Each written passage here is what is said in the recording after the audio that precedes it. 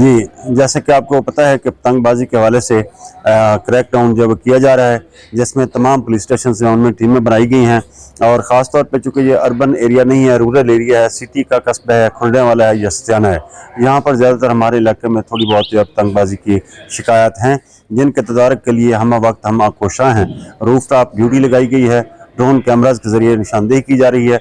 इसके अलावा मेरा यह मैसेज है तमाम वालिदैन के लिए और बड़ों के लिए कि वो इसके तदारक में पुलिस का साथ दें। इस माशरे में इसको खेल कहना जो है वो मुनासिब नहीं, क्योंकि इसमें लोगों की जानें ज़ाया हो रही हैं। तो हमें चाहिए कि हम सब मिल के इसका तदारक करने के लिए अपना किरदार अदा करें। तो वालिदैन और बड़े, उनका काम है कि वो इसमें बढ़ चढ़ कर हिस्सा लें और इस तदारक में हमारे साथ जो है वो शाना बिशाना हों।